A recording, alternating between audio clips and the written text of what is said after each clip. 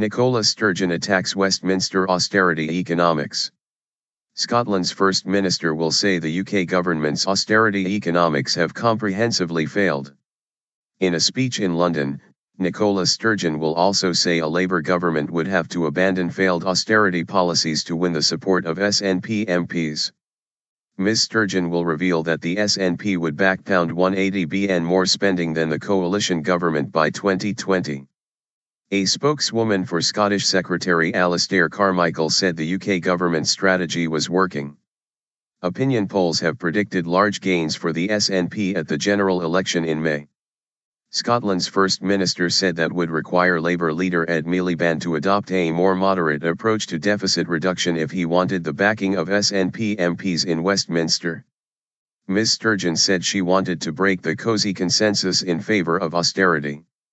Speaking on BBC Radio Scotland ahead of her speech to the Constitution Unit Research Centre, Ms. Sturgeon said the SNP would support a modest increase in public spending of about 0.5% in real terms.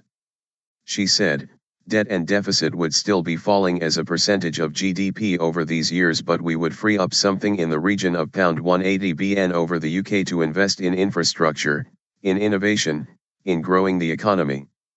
I'm not denying that it is important to get the deficit under control and to start reducing the debt. What I'm arguing is that to look at deficit in isolation is far too narrow, because although that's important, it's also important to have stronger, sustainable, more solidly based economic growth. It's important to tackle inequality, it's important to protect public services. Beneficial influence. During her speech she will argue growth, productivity, and fairness are the keys to long-term recovery.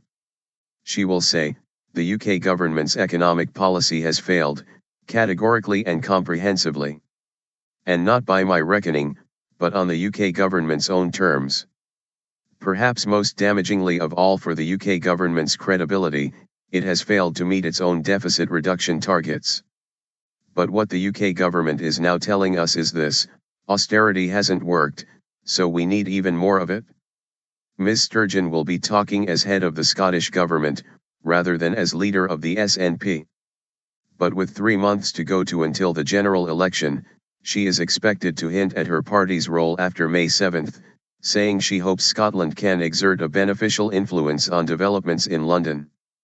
Strategy is working. A spokeswoman for Scottish Secretary Alistair Carmichael said, all the bombast in the world will not change the reality that the UK government's economic strategy is working. Whether Nicola Sturgeon likes it or not, this government has cut borrowing by £52 from the level we inherited.